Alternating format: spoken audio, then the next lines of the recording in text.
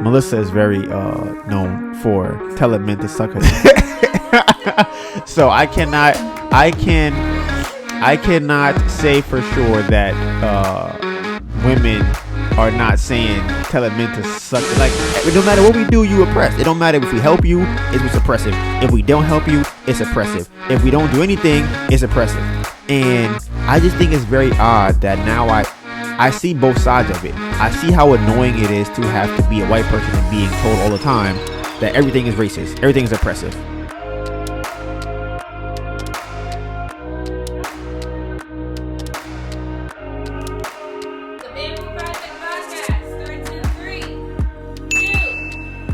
Welcome to the Bamboo Project Podcast, where you can see how we turn our life into a living. So I want to start off by giving a shout out to the Bamboo Project family. I appreciate everyone for tuning in every week. This may be your first episode, but for everyone else, this is episode 38. And if this is your first episode, I want you to know you have a lot of catching up to do. Okay. For all the people who do not have YouTube Premium accounts and still want to listen to the podcast, the link for the audio will be in the description box below. We are streaming on all major streaming platforms. Apple Podcasts, we are on Spotify, we're on Google Podcasts, we're on Anchor, Breaker, Radio Public, Castbox, Overcast, and Pocket Cast. For everyone listening to this podcast and not watching it, we have a YouTube channel. What's that called? I got you right now. The Bamboo Project, okay? Where we have over 200 videos of cooking tutorials. We have travel lifestyle vlogs. We have tips on makeup, hair growth, basketball, and everything us. Okay. If you want to see our day-to-day behind the scenes of how we make all these things happen, you can find us on social media. My Instagram is DonivanGray, DonivanGray, and my amazing girlfriend, AnetaBurn, AnetaBurn. We have multiple different projects, and for all those projects, they have it on Instagram. Okay. I'm gonna put that right here. We have a food project. We have a music project. We have a clothing project. We have a fitness project. We have a sports project. And we have the Bamboo Project Podcast, which we're listening to right now. You can DM me if you want to get on the phone and have a conversation about something you're going through. You want to talk to me, have a question. Send me a DM on Instagram, DonivanGray. Also, we have timestamps below for this podcast. So if you want to go to the description, you can see what we're talking about, and you can click on the specific timestamp that you want to go to and listen to. So today's date is December 8th. It is 3:01 p.m. We are starting very late, and I will explain that later as to why we're starting at 3 o'clock. This podcast has multiple different segments, okay? 4 to be exact. We have the life update, which is, as it says, the update of my life over the last week. It's when I go and I have already listened to the episode of last week and I say, you know what? I think I want to fix that. I think I didn't say that correctly. I think, you know what? I want to kind of expand on that idea. And that's what I talk about in episode playback. Then we have Donivan's Questions, where I usually will have a nice, very profound question that I think I want to share with the family. And then last but not least, we have the topics for that day. So we are going to be starting off with the life update. So on today's agenda, we have for the topics, we have the energy, the money, or the resources. You have to have one of the three to be. You have to have, honestly, you got to have one of them. You need to have one of them. We'll get into that later. People will want you to lie to them and then resent you for doing it. I'm going to get into that later in today's topics. But as we all know, starting off with my life update. Just a heads up, this episode is probably going to be a little bit shorter than some other ones, and I'll explain later, probably during episode playback. So, last week, I was on a Clubhouse call or a Clubhouse room, and as some may or may not know about how I feel about the coronavirus, I have multiple podcasts of me explaining. It's probably in the first, it's within the first 10 episodes of this podcast, and I explain how I feel about the coronavirus and just the kind of things that I've experienced and what I was researching when I had family members who were going through it. So I am not taking the vaccine unless I probably have to be forced to, or I'm thinking maybe if which is probably what's going to end up happening, which is what I kind of heard too. They're going to allow the government to not force you to get a vaccine. Okay. What they're going to probably do is say that all of the things that you want to use, though, will require a vaccine. If you want to go on an airplane, you need a vaccine. If you want to have your kids in school, you need a vaccine. If you want to go to a public area, you need a vaccine. If you're going to be around anybody, if you're going to be around more than 6 or 10 people, you're going to need a vaccine. That's what's going to probably end up happening. So they will be able to say, well, we don't necessarily force you to get a vaccine. That's not our job. But if you work at Amazon, Uber, Whole Foods, Walmart, any of these McDonald's, any of these very large corporations that own, or not own, but employ a lot of people, they're probably going to be a situation where they go, well, if that's what they want to do, then who are we as a government to stop them from wanting you to get a vaccine? And it's going to be very strange because a lot of companies now are doing like contact tracing and things like that. So you're going to see people having to show their phone, probably. I talked about this before. To get into certain places, you're going to have to show that you've gotten a vaccine, you haven't been infected in a certain amount of period of time. And, right now we're going to do like a thermometer check on you when you come through the door. We're going to just do that first. But then it's going to go to something next. To go, okay, your phone has to have this green light that says that you're good to be able to go places. Other than that, you can't come in here. And they started doing that already kind of with the mask and things like that. So it's going to only get worse from there, in my opinion. But the reason I'm bringing that up is because I was in a Clubhouse room and there was a black woman who I believe she's pretty sure she was a doctor or has her MD or something like that. Is MD for doctors? I think it is. I think so. But she's in rheumatology. She's a rheumatologist probably, which is a study of blood, I believe. When she was explaining in Clubhouse, she was saying that a lot of black people don't want to get the vaccine. And that is because we have had bad experiences with Western medicine. They have been trying to experiment on us. Things have gone bad. And she tried to reference and say, she's a younger woman, but she also tried to reference and say that we have heard about the Tuskegee trials. And that is why, the big bad Tuskegee trial, that's why we no longer want to do vaccines. I don't know, that's the syphilis related thing. It might be, but there's also syphilis where they tried to give us syphilis on purpose to see kind of what would happen. So, black people don't really have a good reputation or a good history with Western medicine when we're out here, especially when it comes to new diseases. So she was like, oh, I'm afraid that, we won't want to get vaccines because we don't trust the hospitals. Now, she was explaining a lot of different things in there, and I think she was very informed about what she knows. What I don't think is good about the information that she has is that it does not take into account people using the virus or the vaccine to limit what you're able to do.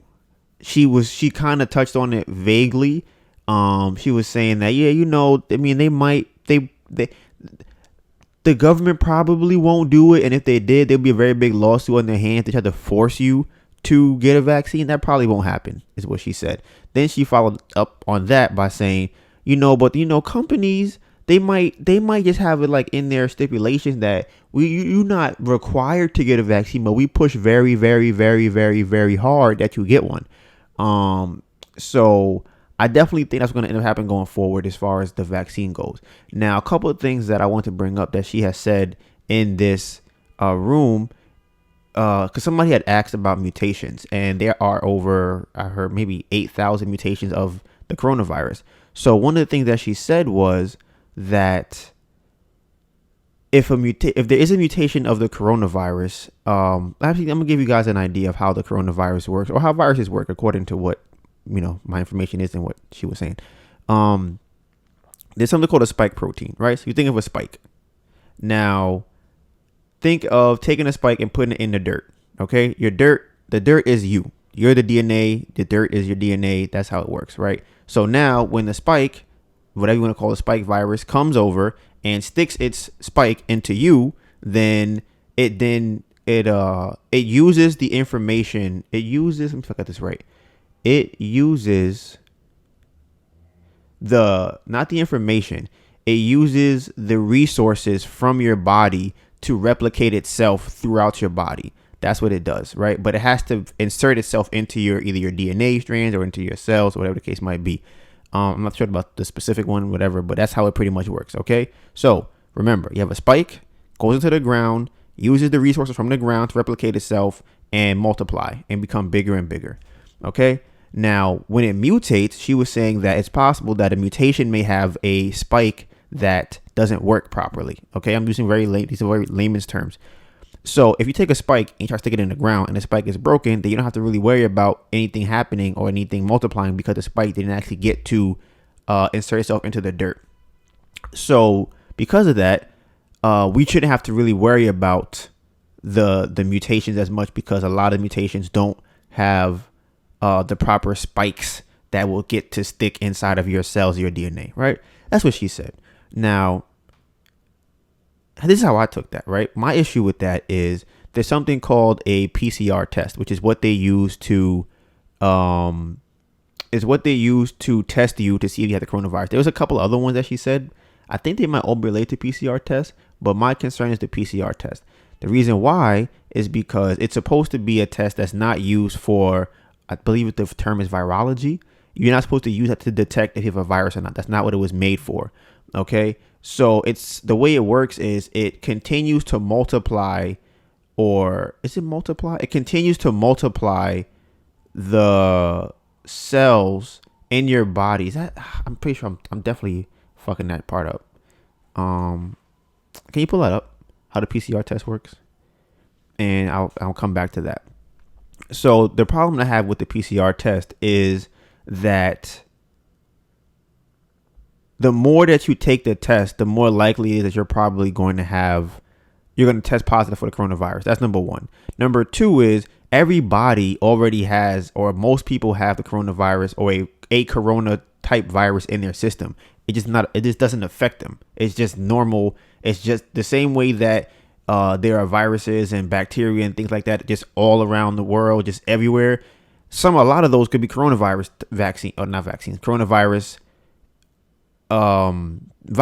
coronavirus viruses. Yeah. So if you go in to get tested for it, you're going to test positive for it, not knowing which type of coronavirus you have, not knowing if it's really important that you need to get tested for it, not knowing if it's important they tested positive for it. All you know is that this test said that you tested positive. So now what does that mean? That means that everybody, or a lot of people who are going to get tested, are going to test positive for it. On top of the fact is, if you keep going over and over again, I'm going to get the facts on this, then you're going to test even more positive for it, right? So I go, okay. That's kind of interesting. I brought this up to her, and she also seemed to kind of stumble when I asked this question. So I'm like, all right, that's not a good sign to me. That also, you can look up yourself too. The creator of the PCR test who actually said this test should not be used for viruses. That is not what this test is used for. It's not going to work. It's the purpose of it is for DNA, I believe, to be able to multiply your DNA strands or something like that. Did you find out what it is? I'm still trying to understand so that was that, right? What did she talk about? She talked about what's the mutations? So right, then she was saying that if it mutates, then you don't have to worry about the mutations. So my other concern was that if there are mutations where the spike protein of the virus doesn't actually mutate, but some other part of the virus does, then do I need to get a vaccine every time I go, or every year, or every couple of months? How often do I have to get a vaccine if the virus keeps mutating?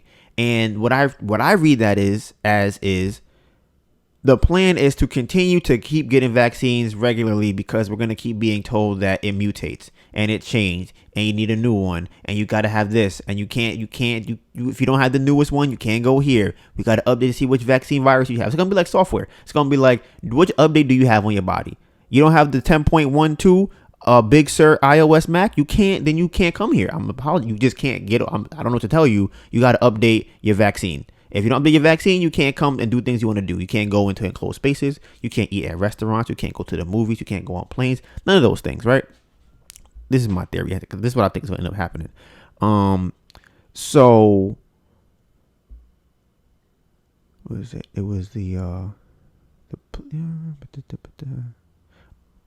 so I definitely think, like I said, they're going to have a situation where we have to keep getting tested or not tested, have to keep getting vaccinated over and over and over and over again, just because the way they're going about it right now. If you're telling me that it's mutating one, and you guys, oh, that's the other thing they said too. They don't even know if the vaccine is going to be a long-term vaccine or if it's going to just work for 5 or 6 months. All of these things that I'm hearing lead me to believe that, you know what, they're probably going to try and have us take this vaccine regularly. And if I wouldn't be surprised. I mean, somebody's paying for it, obviously, so it's money in it. But I wouldn't be surprised if there's like a, $20 or $100 every 3 months you got to pay to get a vaccine or some shit like that. And like I said, if it's not updated, if you have the new vaccine, you can't go to here, you can't go to there, you can't go there. You have to have the most recent vaccine update. If you don't have it, you can't go nowhere. So like I said, I think that was the first time I ever gotten to talk to somebody that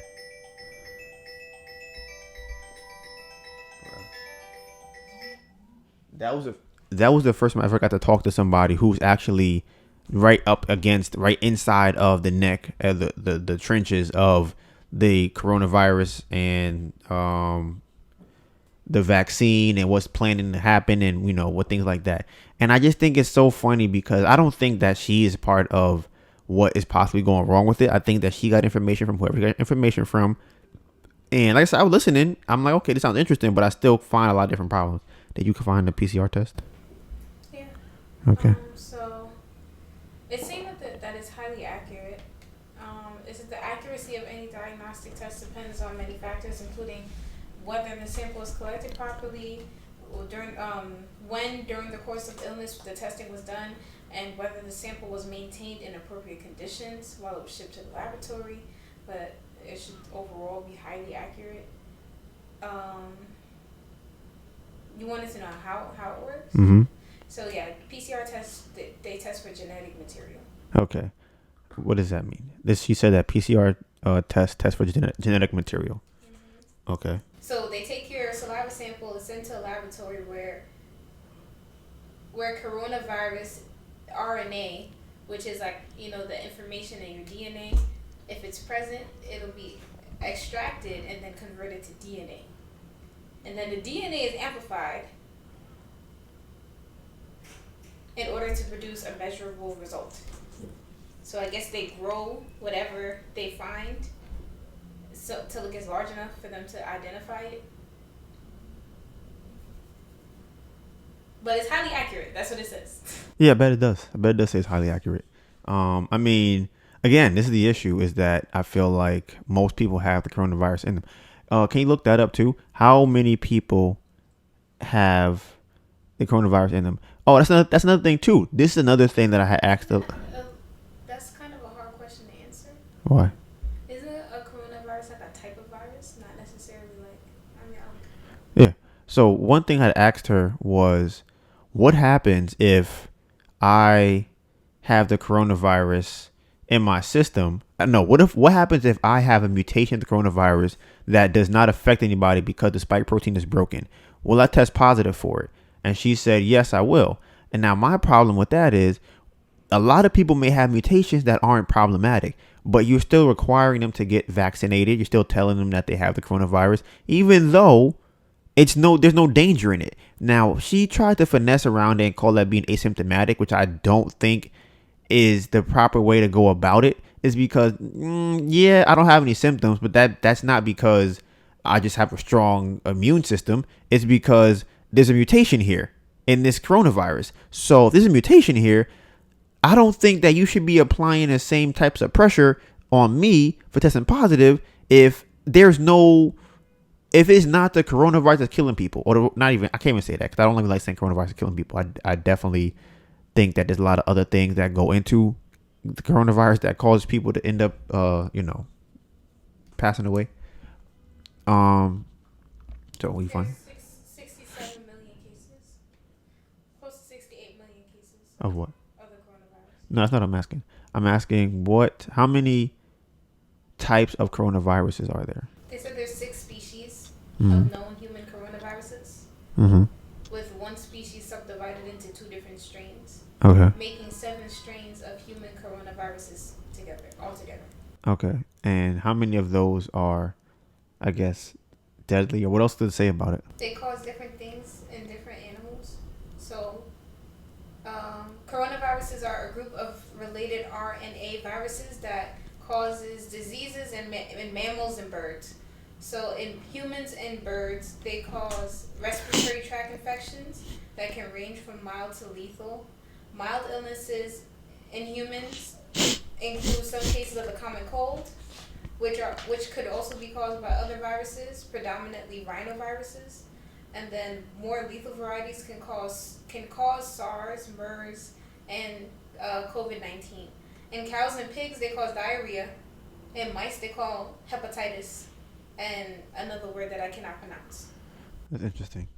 What it calls that?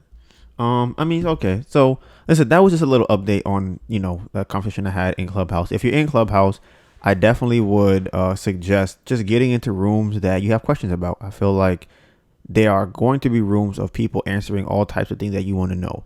And I think for now, if you can get in, it's great to get in and find out, because there's gonna come a point where the people who are in there are only be doing it for money, for promotion, for marketing, and it won't be as genuine as it is now. You won't have a regular, black rheumatologist who lives in Africa who decide, hey, I'm chilling in my crib or I'm in my house. Let me just go on Clubhouse and just give some free gems. You're not really going to get that, because when it gets to a point where it's bigger and everybody's on there, it's like, oh, hey, I saw that you were on Clubhouse yesterday telling things that weren't true, or telling things about the company that you're not supposed to say, or we need you to do we need you to have a PR rep when you're going on Clubhouse, because we don't want you to say anything that might negatively affect what we have going on this side.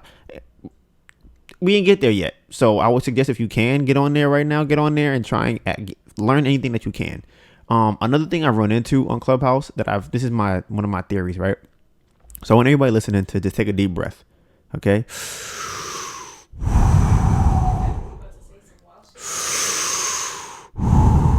Okay. Now that everybody's taking a deep, take one more. Okay. Now that we all taking deep breaths. Okay. I think that black women are the problem with Clubhouse. Okay. Here's why. I'm gonna tell you why. Okay. Every time I have seen a room go from a productive room to a non-productive room, it is at the forefront are black women. Now, I don't know why this is. I don't understand what's going on. I'm just making an observation of trends that I've seen. If you are in Clubhouse, you can either validate this from your experience, or you can look for it the next time you're in one. I have been in multiple rooms, and multiple rooms with celebrities have turned bad due to black women. This is what I've seen. For some strange reason, they tend to peddle this narrative that black women are oppressed. Right now, when I say that, they are using the narrative to their benefit. That's what I mean by they're peddling this narrative. Yes, black women are definitely oppressed. But when they're in those rooms, if they are wrong in what they're saying and somebody calls them out on being wrong, they say that it's because there are black women that their voice is being suppressed, and they no longer have the space. They don't have the safe space that they thought they had in a Clubhouse room, because as a black man, you or a black anybody is taking up a black woman's space. What's the other words that they prefer to use in the what are the other phrases that they like to use? There's another phrase. It's taking up space. Mm-hmm. Oh, another word that they love to use is if you're in one of these rooms and it's one of these woke black women say to you, "Hey, sir, that's nonsense. You're wrong." And the guy goes, "I'm not wrong. This is why I'm right." Wow, you're gonna just gaslight me like that? I can't believe that you're just gonna gaslight me. This is the problem. You just come up here, you're gaslighting me. I thought it was a safe space for black women, and here you are not allowing us to have the free and safe space that we are entitled to have as black women, that we should have. This is what they say, right? This is the same narrative every single time, whether it was about Megan Thee Stallion, when Tory Lanez came in there, whether it was about Kevin Hart when he talked about his child, whether it was about Chet, who's Jamaican. No, he's not even Jamaican. No, he's not Jamaican. Chet Hanks, who was speaking in patois, and had got very popular for doing so. And these, right? He's a white man. He's a lighter complexion man who. because it's why I say layer complexity. I think it's funny because when you think of somebody, when people think of Jamaicans, people definitely forget that Jamaica has multiple types of people. So he is just a very, very, very, very, very, very, very, very, very light Jamaican. No, he's not. I mean, right? He's not. He's not. He's not Jamaican. Right. I was making a joke before that. But he's definitely not a Jamaican guy. But he's a very light Jamaican, and I'm saying it as a joke. He's a white guy who can speak patois. I believe his daughter and his girlfriend are Jamaican. So he's around people who are Caribbean, right?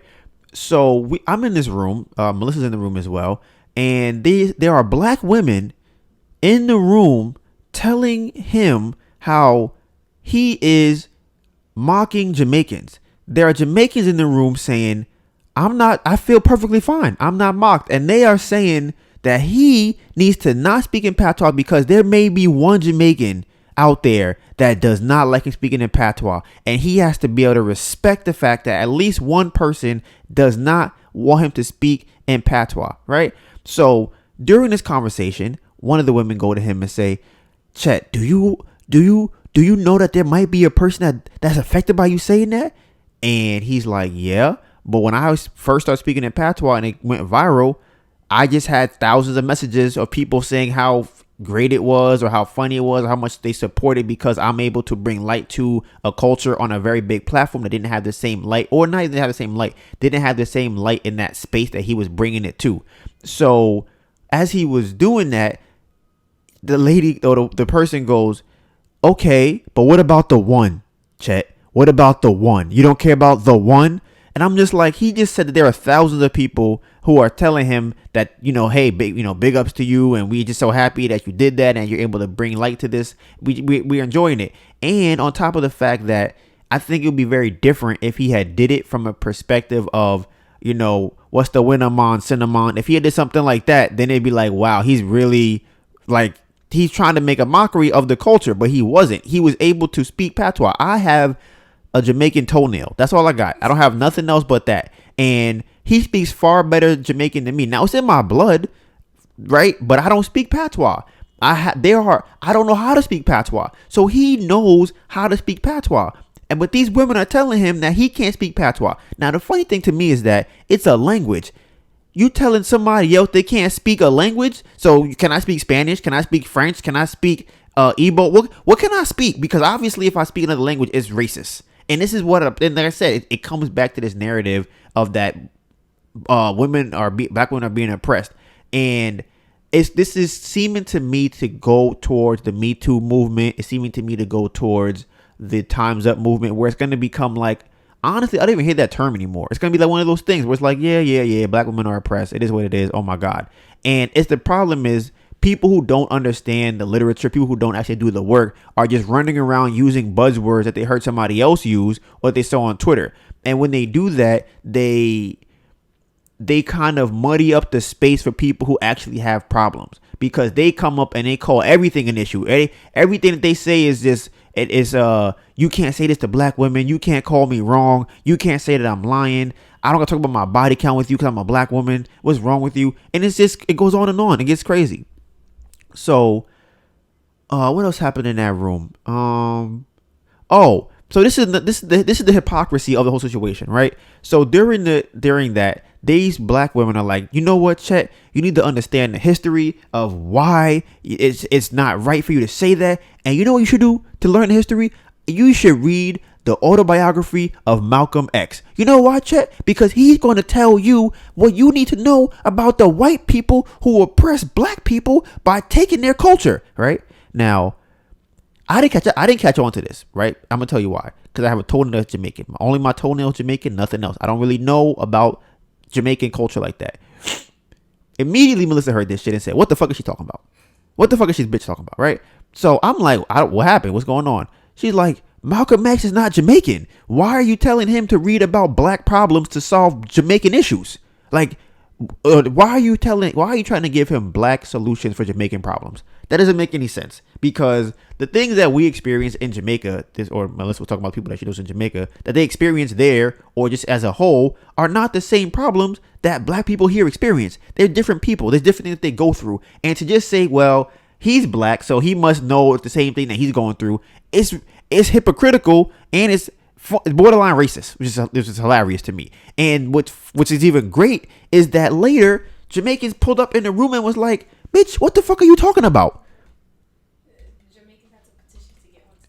Right. Then the Jamaicans had to come and go, you know what? We need to get on the stage, because they were saying that this is the problem. The stage became a black woman stage of, we need to make sure that this white man does not oppress us anymore. Right. We can't have that.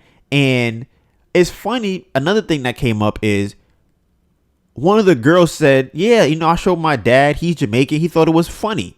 A lot of people were like, yeah, this is funny. People thought it was good. And then people think it's funny because, this is my belief, is because it's an accurate representation of what's happening. It's not a mockery. It's like, it's a laugh out of, wow, he really knows Jamaican, he really knows patois. Like, he can really speak he knows, he's been around Jamaican people. Like, that's crazy. I think it was funny because the people that was saying, once the girl said that, the same people that was saying that he shouldn't say it, they were like, yeah, I don't have a problem with it. Like, I thought it was funny too. But at least that still doesn't negate the fact that there's people out there that will be offended by this. Bruh, it was right. They were just, and this is my problem I was having with these black women in Clubhouse, because it's the same. It's like, people want to be oppressed. Like, they're looking for ways to be oppressed. They're like, damn, he told me I was wrong, I'm being oppressed.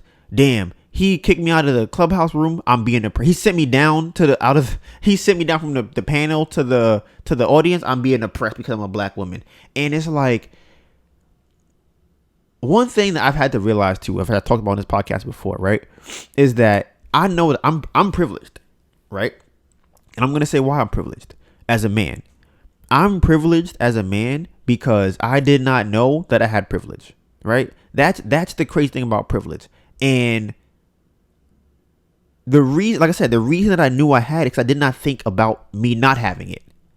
So women have to think about situations where they're like, okay, I can't do this, or I can't do that, or they're able to do that over me, or things like that.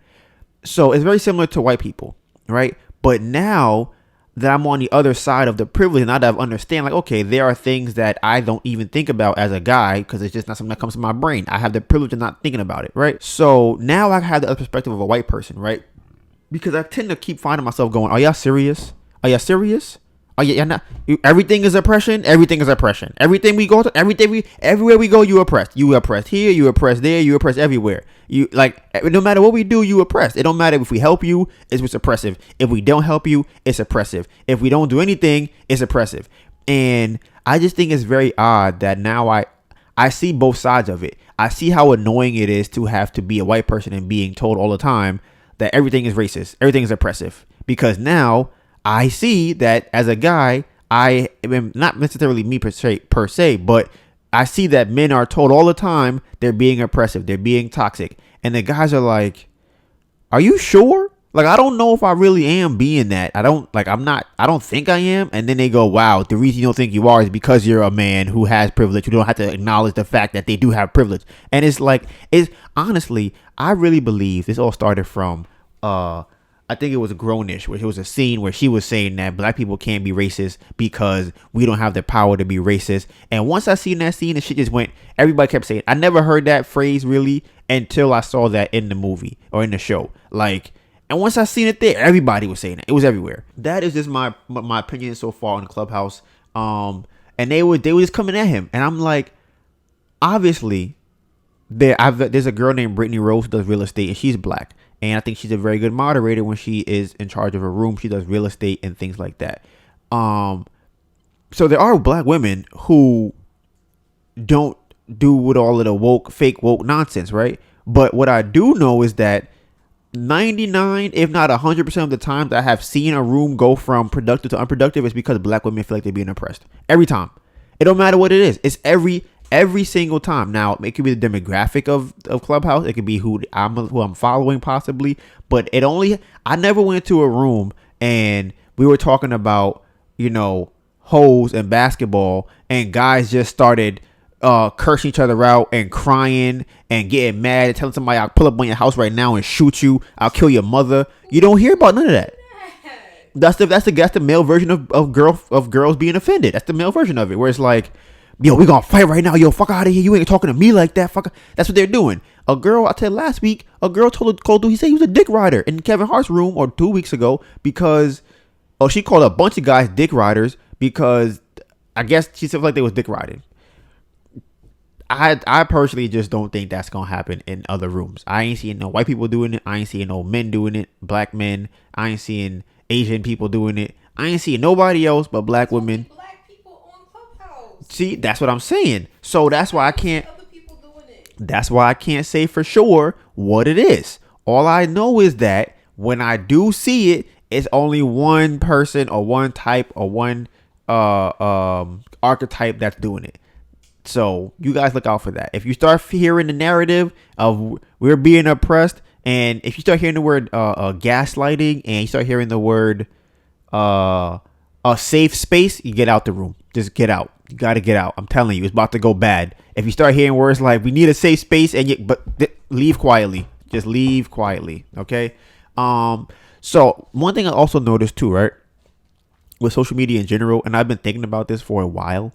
A couple years now, we definitely think that social media has its benefits, right? We would assume that it has a net positive effect on the world, right? Now I'm not really sure how true that is. I have my skepticisms about being connected to everybody like that over a artificial connection, which would be Wi-Fi and internet and things like that. So I think that the problem with social media is that many people should not be connected to each other. That they should not have access to each other because it's unnatural. It's not natural anywhere for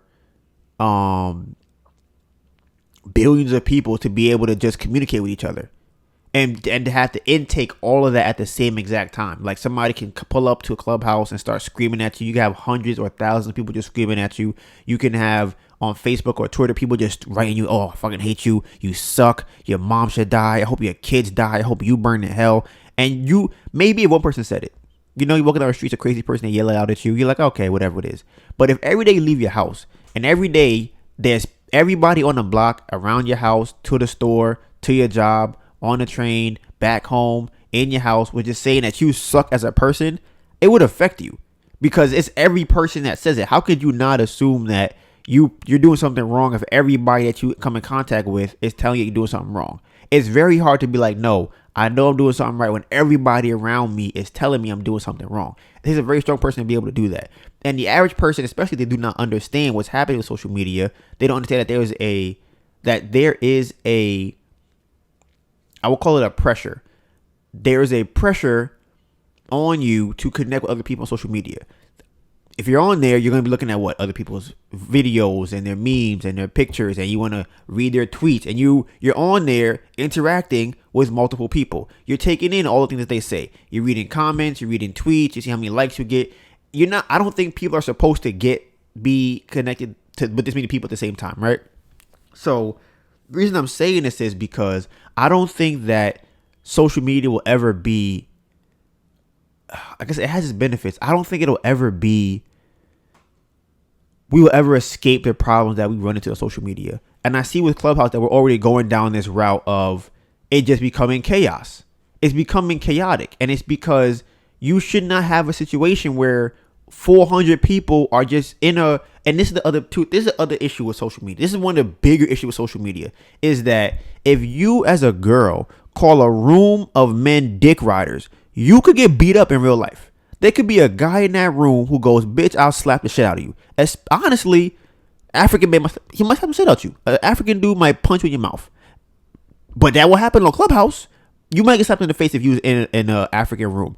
And that's the biggest problem with social media, is that people can get away with saying and more or less doing a lot of things without having to deal with the repercussions of those things. And I said, if you want to do those things and say those things to somebody's face, then by all means, you have the right to do that. But most people are not going to say and do those things in real life because they know, damn, I might really get fucked up. Like, I'm not going to be out here yelling dick rider at a bunch of guys. I have never. I have never heard a girl in my life call a room full of guys dick riders. I have never heard a girl in my life insult a room full of men. Never. Especially using the dick rider term or anything similar to that. You sucking dick, you riding dick, get off his dick. Nah, never hear that. I can't never. Well, actually,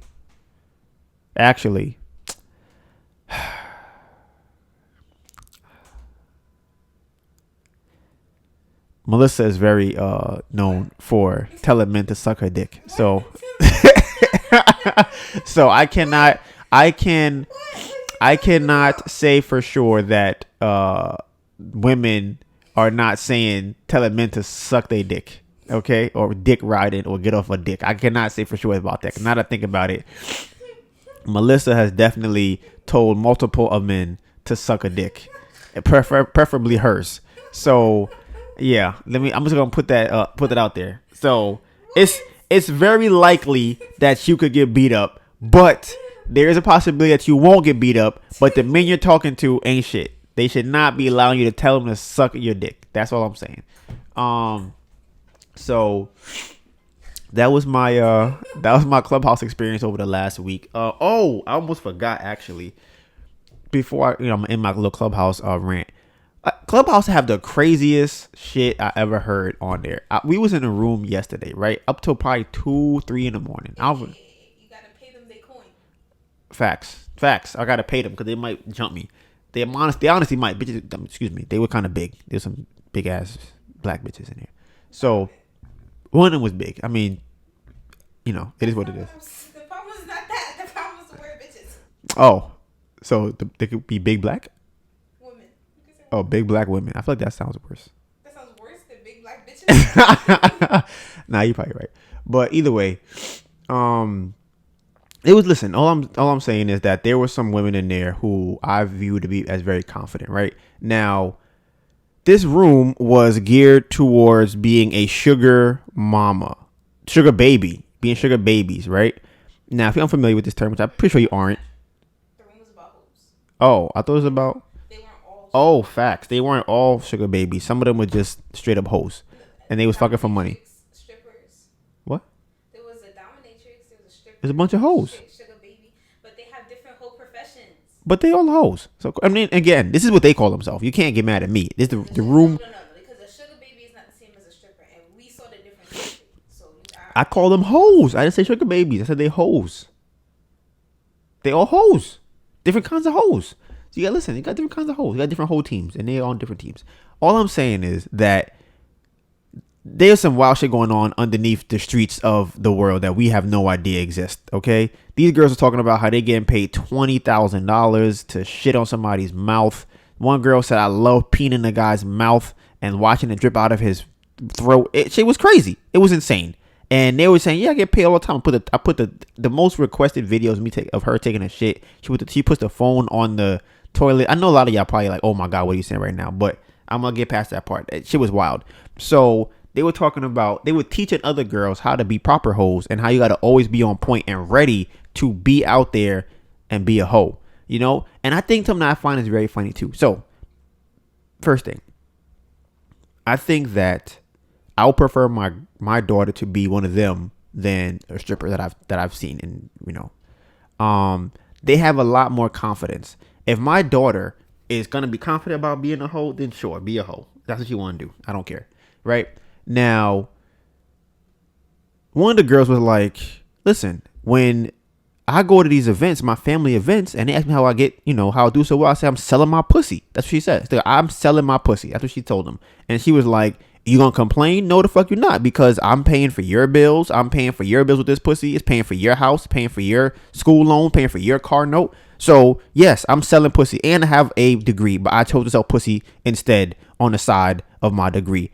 What do you want me to? That's what I'm doing. Let me know if you don't like it. I can take the money back." And like I said, I just think that it's very funny because, I definitely, like I said earlier, prefer my daughter to be. I want her to be confident. I don't know I feel like confident strippers aren't really that a thing. I feel like what she was saying about being a hoe, a professional hoe, is that it requires a lot of work. So here's what I was gonna say earlier. That's funny, right? She was saying that if you really want to find a guy, hold on one second. She was saying that if you really want to find a guy, right? She was saying that if you want to find the money, the guys with the money, right? She was like, they're not gonna be at the club, they're not gonna be at these bum ass basketball games, they're not gonna be at Starbucks, they're not gonna be in the hotel. She was like, you want to find the billionaires? Go to the bookstore. She said go to Barnes and Noble. She said go to the racetrack. She said go. What else did she said go? It was a racetrack. She said golfing. Racetrack. Yeah, for cars. Going to get coffee, but not at Starbucks. Going to Barnes and Noble. Yeah, Barnes and Noble to get the coffee. Yeah. She said somewhere else too. Listen, she pretty much said go to all the places where people who tell you and yell that they have money are not at. If they have people are screaming at She said Whole Foods. Whole Foods. She said go to Whole Foods if you want to find the billionaires. She ain't say, oh, find a dude wearing a chain at the party. She ain't say who's the loudest guy screaming. She ain't say, oh, you gotta go to the basketball game. They laughed at NBA players. They said, I mean, sure, they have some money, but they don't really have no money. Think about that. Think about how much money a girl got to be getting to laugh at the NBA players' money. Like, yeah, I mean, they pay for some stuff. They talk to oil money, oil African money. Okay, think about that. All right, she said there was one girl who she said that she didn't want to listen to this. Right, the girl said that she has a friend, and the friend was what was it? The friend was going to school. She had got a good job, or she was about to get a good job. She just passed her interview, and she was like, "Oh, I got a job that's gonna pay me $90,000 a year." She told her man that. He said, "Listen, baby girl, I don't want you to work." She said, "What? But I want to work." He said, "No, don't worry about it. But they pay $90,000 a year. That's a good salary." He said, "Listen, how about this? If I give you $600,000 right now, will you not go to work?" You think she's working now? She's not. She's not working. She took $600,000. That's pretty much her salary for the next 60 years. I'm sorry, babe, but That's 6. That's 6 years. What? I might have to be a sugar baby. Yeah. So it's 6 years of her salary that she would have just gotten off top just for no reason, just because. Now think about that. He's willing to just give her $600,000 so she don't go to work. Y'all think NBA players are just giving girls $600,000 just because they don't want them to go to work? That's not including anything else. That's just don't go to work. $600,000. Here you go. Now, they was talking about so much crazy stuff in there, but one other thing that I think was very important that they were talking about is that you have to take care of yourself. You have to care about yourself. You have to always be on point. And I just think that is so funny because no matter what industry you're in, the same rules apply across all industries. For people who want to be great, you have to take care of yourself. You have to. She was saying you have to read. She was saying read books. She was saying that you should read books as a professional hoe, so you can talk to them and you can kind of be on point and when ready to go. If you're going out somewhere, the girl was saying that I'm always doing too much. I'm never not. What was her line? I'm never not doing too much. Right. She was like, I'm never not doing too much. You know why? Because I'm always doing the most. That's what she said. I'm always doing the most because I never know what's going to happen. If I go outside, there might be a billionaire out there right now. I'm going to be on point because he going to choose me. He going to pick me. We going to do something, right? Another girl said, now I don't really fuck with this line, but I think it was kind of funny. Somebody said, hey, how does your boyfriend feel about you being a sugar baby, right? Or how does he manage dealing with that? And she said, he don't manage. What did she say? I forgot the quote. Because they said, how do you judge? They asked her, how does she manage doing both? Oh, facts. Okay. They asked her, how do you manage having these guys and then also having a boyfriend? She said, I don't manage that shit. He manages it. I'm going to do what I do. He has to deal with it. He has to manage his emotions, his feelings about what I'm doing. I'm not changing what I'm doing. I like him. I will be with him. But I'm not about to stop doing it because he ain't paying for me. He ain't paying what they paying. So, what she said, hoes get wiped first. Yeah, she was saying hoes get wiped first. She was like, listen, she got 10 people right now who propose to her. Right now, 10 as a hoe, professional hoe. So, she was saying that she don't post on Instagram because she don't want none of the other billionaires to know that she has stuff. And like I said, I just think it's so funny because people really need to understand this. The people that you think are getting it are not the ones getting it. They're not. There might be like 7 of people that you can look at and be like, okay, I know they're getting money. And honestly, compared to the people who are really getting money, they're probably still not getting no money. You're talking about like the Elon Musk, the Warren Buffetts, the Jeff Bezos, the all of the the ones that we all know, the ones that everybody knows. Yeah, they have a lot of money, but who do you think makes the money that gives it to them?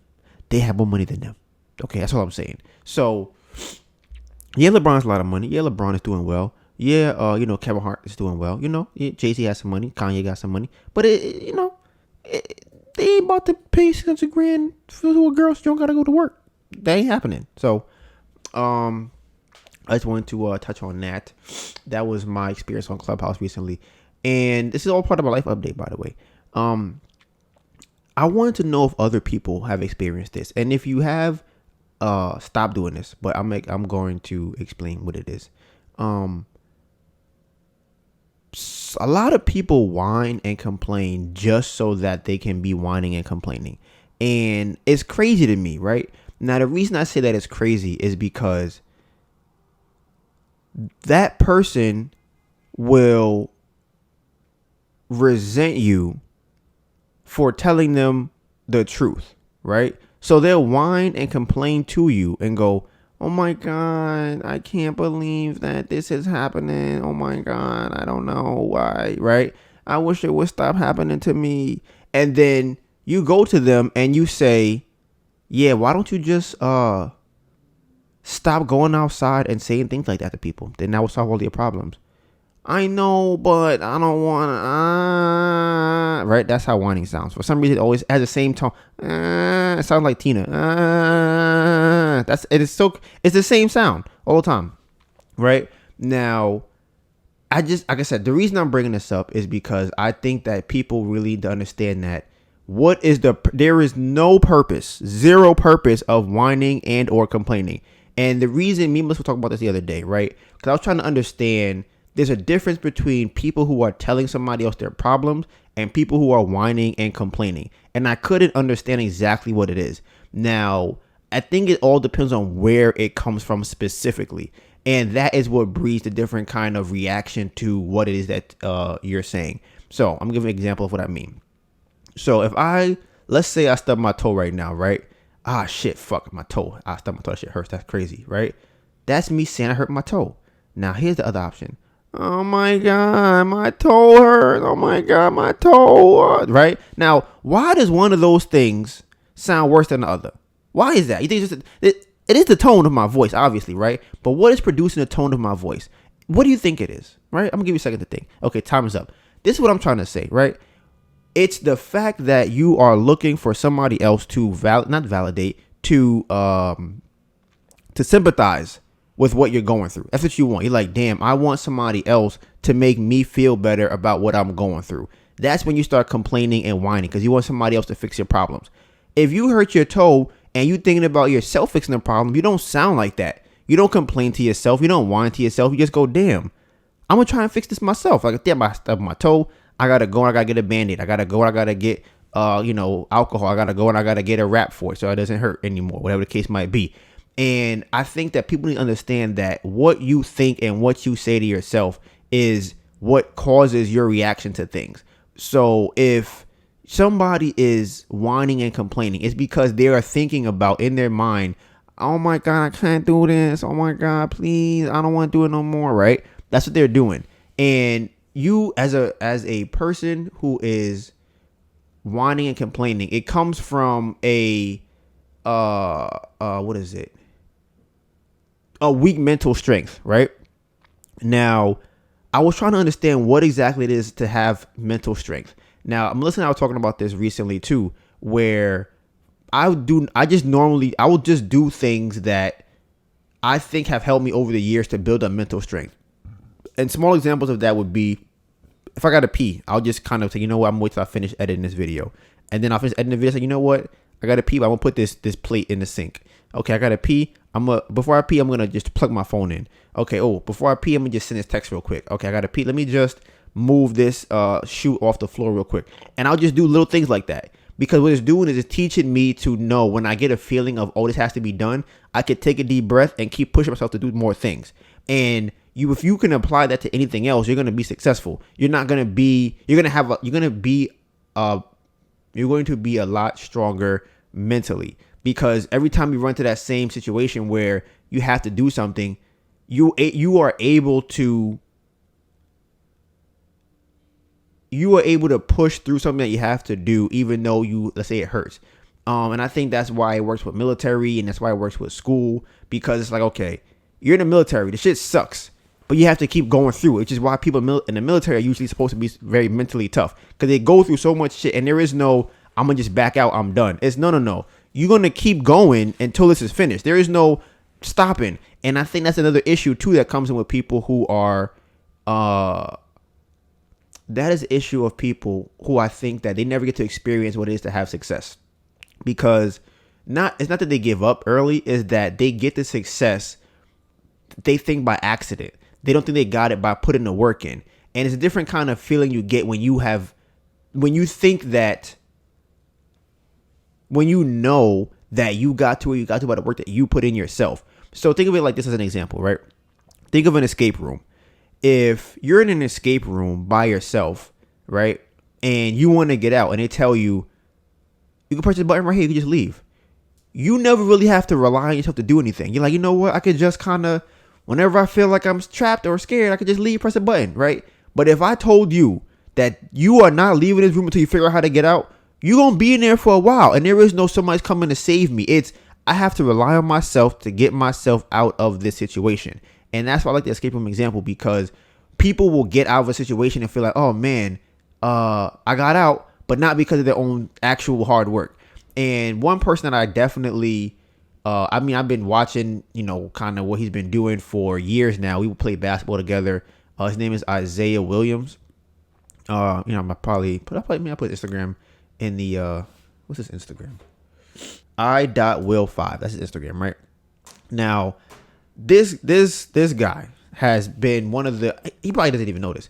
He has inspired me on multiple levels, even from before he got into a accident, right? Because I remember there used to be times when we would go and work out. It was me, him, and Xavier. We used to just go play basketball and try and get better at basketball. He was very, very skinny. And I remember there was a day where it was me, him, and Xavier at a gym, and we were looking in the mirror like, oh, we want to get broad, we want to get bigger. And at that time, I think I was bigger than him, but he might have had a better six pack than me. So we used to be looking in the mirror trying to get bigger. We were doing curls and squats and things like that. So I know from then he wanted to get stronger, he wanted to get bigger. And to see how much work he's put in to get to where he's got to is phenomenal. It's amazing. I look at him, I see pictures of him. I've had screenshots of him on my phone like, damn, I need to work harder. I need to do more. I need to I just need to push myself more, right? Because I know where he came from to get to where he is now. Now, think about everything I just said, right? He got so much bigger than he was before in terms of physically, right? He got into a terrible car accident. Like, when I say terrible, I mean, I think somebody else in the car died. I can't even remember all the things that happened to him. I know had like a broken leg. Right now he has poles in his leg. I don't know what they call it. I think it's poles. What's the other term for it? It's poles or... Yeah, he has rods. He has metal rods in his legs. I think he had fractured his groin. I think it was just a terrible, terrible, terrible car accident. And his videos of him on his page where he wasn't even able to walk. Like, he could barely walk. And even watching the videos now, I'm just like, damn, I know, I know the mental strength that you have to get up every single day and go, I'm just going to get a little bit better. I'm just going to try and do better than I did yesterday. And like I said earlier with the escape room, nobody's going to come and say, okay, your legs are better now and your back is better and you're good. No, you have to just keep going every single day until you get out. Until you finally get to where you want to get to, you just have to keep going and going and going and going until you actually succeed at what you want to do. And the thing that I realized with Isaiah, before I even get to that point, is if you see him now, he is playing basketball again. And this shit is crazy because he could barely walk before. He could barely even stand up by himself. And he's able to play basketball. He's bigger. He might even be bigger than he was before. I don't even know. He works out. He's changed his diet. And the reason I'm bringing this up is because once you are able to do that, and this is why I say that I understand, or I believe I understand where his mental state is at, where his mental strength comes from or is at. Once you have pushed yourself to be able to do something like that, you kind of get addicted to it. You go, oh shit, I got out of that. Like I was able to, I remember, because he remember like, yo, I remember having to walk or trying to walk. Now us looking at it, we just might see, he might post 15 videos of him walking, right? Before and now. But he remembers the days when he was probably laying in the hospital bed, laying in his house, the days of the mental toughness that he had to go through, the mental strains he had to go through of thinking like, damn, I can't believe this happened to me. Why the fuck did this happen? I don't understand. This is some bullshit. But he has to keep dealing with that by himself. He can't post those videos anywhere. It's just what it is. It's just kind of how things are. He can't post those videos anywhere because that's what he was experiencing at the time. But he remembers that. We don't know what that was. So he remembers the thoughts that he had before and where he got to now. And like I said earlier, it becomes very addicting because you go, I was able to do that. And what else can I do? What else? I could do that too. What else can I do? And that's something that I feel like. It's like I've done so many things that I didn't think, not that I didn't think I could do, but I didn't know if I could do it. I'm like, I want to try to do this. People said I can't do it. People said I'm not going to be good at it. And I ended up being good at it. So once you do that over and over and over again, it becomes addicting to just want to continue to see what can I not do? Like, is there anything that I can do? And you just become addicted to trying to become better. So, that wraps it up for life update. The last thing I want to say about that, this is a very long life update. The last thing I want to say about that is that we have changed our diet, like I said last week. And because we changed our diet, like I said last week, we have been kind of going through it. I'm not gonna lie. Melissa was on her red bicycle last week. Her red bicycle was fucking her up. Okay, she was throwing up. Do you have diarrhea too?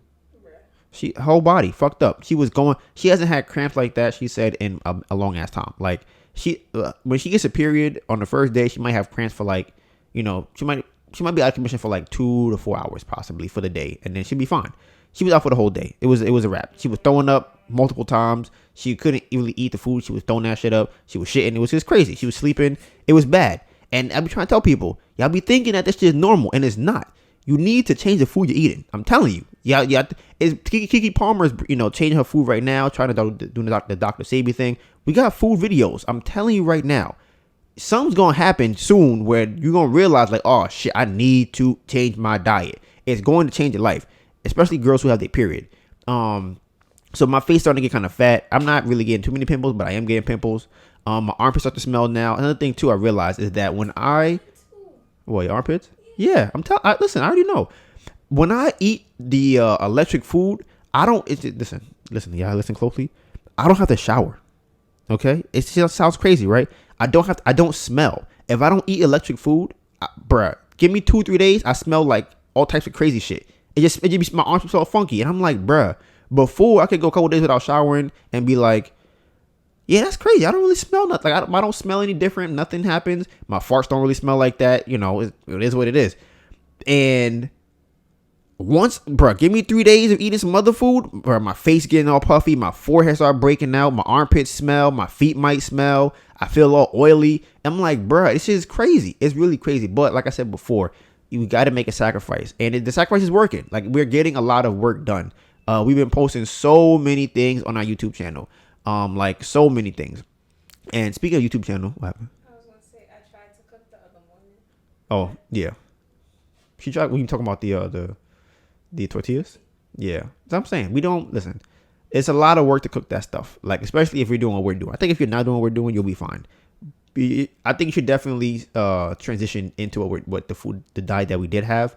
But definitely stop eating. Listen, I always say the things I should stay away from is corn, cheese, soy, anything with soy in it, anything with corn in it, anything with cheese, so it's just the same thing as dairy. Anything with peanuts, I say stay away from those. Canola oil, I stay away from that one too. So these are the main things that I'm like, these are all the huge ones. Like, nah, don't fuck with none of them shits. Like, don't eat them. Nah, don't do it, bro. So that's that. And then some meat, obviously. So as I was talking about the YouTube channel, I wanted to go into episode playback of last week. What's the time that we at right now? Right now we are at an hour and 5 minutes. Okay. So I noticed that I was blinking a lot, and I definitely blink a lot in the podcast. So I did some research, and some of the reasons why I blink so much is it says that I'm thinking. So I guess my brain is trying to process what I'm saying in my head, and I guess it's like a television screen almost, where it's like you ever see where the clips roll by really fast. I'm thinking that that's what happens with my brain. That's why I'm blinking so fast. And I always wonder when I see somebody talking who does not blink fast. I'm like, damn, are they stupid? Like what? I be seeing people talk on TV, and I'm like, they're not blinking at all. Like, what are they thinking about? Like, they're not thinking right now. They probably don't. They probably not. Everything's probably scripted. They just probably have to memorize it or certain points. They're not actively thinking about their thoughts while they're saying it. I feel like they're stupid. I feel like, what are they doing? I feel like I've seen too many people be on TV interviews and all types of stuff, and they just be straight eyed, no blinking. They be not blinking for longer than the average person doesn't blink. So I be thinking like, damn, like, are they doing that on purpose? Are they just dumb? Are they like, maybe their brain is not processing anything. Like, maybe they're so focused what the person is saying that they can't even think. They just like,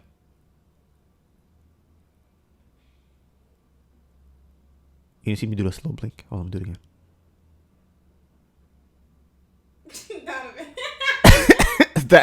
That's what I think they be doing, and I just think it's crazy that they don't. I mean, that's what I read about blinking. So, I'm gonna look into it more, but I definitely be blinking. I honestly, which is funny to me, I blink way more on here than I think I do in real life. But honestly, I don't even know if that's true because I can't record myself. I don't know if I'm not recording myself. I can't see it, so I don't know. It depends on what you're talking about, but I do think that you blink like abnormally. Bruh, listen. If y'all watch the videos of me on here. I'm telling you, I blink. It shit is crazy. Like I be looking back at the video like, what the fuck is going on? And you would think I have like Tourette's or some other type of ailment or like something wrong with my eye. I just be blinking. Like you have Ticks, yeah, all of that. So I just think it's crazy. I really be blinking crazy. I also feel like last week's episode I think it sounded very, very professional. Now, the reason why the podcast started so late is because we've been doing a lot of stuff lately, and I'm trying to catch up on everything we've been doing. Because, like I said, we don't want to get evicted, so we're trying to avoid that. We're trying to keep our life together and things of that sort. So, I did not listen to last week's episode until 2 o'clock today, or 1 o'clock today. So that is why the podcast started at 3 o'clock today, because I didn't listen to the podcast till later. So that kind of fucked me up. But oh, see, that's my first yawn. That's what you know. Shit's coming to an end soon, guys. Episode playback. Oh, so YouTube, we posted a video. We posted a video within the last. No, we posted that video weeks ago. Yeah. This is 3 weeks ago. We posted that video, right?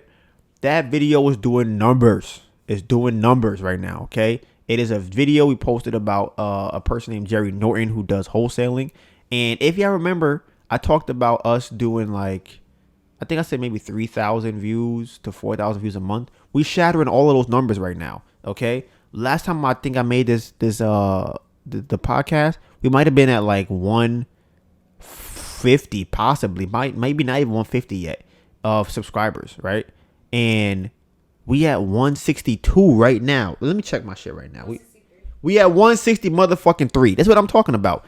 Last time when the podcast started, we was at 162. This shit not even done. We at 163. All I'm saying is we going up. Things is going up. We getting views. People commenting. We building relationships. Shit is crazy. Shit is crazy out here. So I just really think that it's crazy how crazy is going on there. Okay, we got 100, and we now, I don't know if I told you guys this before, we are the top bamboo project on YouTube. There is no other bamboo project on YouTube that has the views and subscribers that we have. We are number one, numero uno. We are on top. There used to be another one called the Bamboo Project, and honestly, if we're being honest, I'm gonna have to sue them because I don't know who gave them permission to use that name. So we have to find out because that's unacceptable. But they have 160 subscribers. Okay, we have 160 motherfucking 3. Okay, and we going up. They got 31 videos. We have 253 videos because we working on this side. We get things done. We're working 253 videos. And we got so much more coming up. We have videos for days that are coming up. I'm telling you, it's gonna be crazy. We got some heat coming too. Between this month and the next 6 months, and we could. I'm telling you, listen, y'all think I'm joking, right? So here's the thing. I have posted on my Twitter before. Nobody knows I post this, but now y'all gonna know, right? It might still be there. I used to post like, if I get out of this, nobody's gonna stop me. I used to post shit like that, right? And then when I got out of it, I would post, yeah, I did that shit, right? Nobody knew what the fuck I was talking about. But I knew what I was talking about, right? So I'm saying this shit here, right? If I'm telling you right now, I'm telling you, y'all hearing it right now. I don't know if you remember this before either. I talked about when we first, I was thinking about this yesterday. I talked about on this podcast when Melissa and I first started editing videos and thumbnails. And I was like, yo, we just got some new plugins. Like, we about to make these videos fire. Like, we about to do these thumbnails. Thumbnails gonna be fire. Video editing gonna be fire. I'm telling you right now, go watch the last video that it's called week 8 of the wholesaling series, Getting Evicted, right? Go watch that shit. Tell me that production is not amazing. Like, tell me that shit tell me that shit don't hit. If you could tell me that shit don't hit after watching it, you a lie. You a lie. You just lying. That's all I'm saying. And the shit's fire. But if we find a way, I'm telling you right now, this clip of me talking right now, I will put it on my page. This shit will go viral. I'm putting it on my page. If we find a way to wholesale enough properties, let me stop hitting the thing because you're not gonna be able to hear what I'm saying. If we find a way to wholesale enough properties to get out of the situation we are in right now, I swear to you on everything, you will never see. I'm telling you, I will be a different person. There will be so much stuff that will be happening when that comes. You won't even understand. You're gonna see me doing commercials with Rolls Royce. You're gonna see you're just not gonna believe what's happening. Like, you're gonna be like, how did this happen? I'm telling you. I'm building a network right now on how to do this real estate thing. If all the pieces of the puzzle come together correctly, I'm telling you, this shit is going to be bananas. It's going to be bananas. Cause how you gonna feel, right? When you see me on here, right? Right now I'm broke as shit. I don't got no money. I'm broke. I go from broke to 40K a month, 50K a month, 60K a month. Easy. I'm talking about easy. And that's just real estate. That's nothing else. That's just real estate. 50K a month. Network, real estate. Come on, listen. All right, y'all playing. Watch. I'm telling you, if I get out of this shit, y'all gonna see this fucking video. You're gonna see this clip every day for a year. You're gonna see this shit. I'm guaranteeing you. So,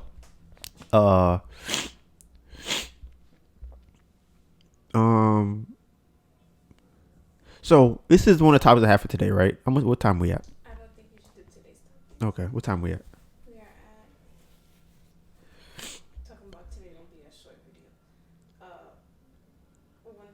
Okay, so we're gonna cut this one. So I will end this with Donivan's questions and the topics we will talk about next week. So today on Donivan's questions, I feel like I asked this last week. Maybe I didn't. I'm going to ask you guys, the family, the Bamboo Project family. Let me ask y'all this. Is it better to make fun of your kids or encourage them to build confidence? Okay? Ask it again.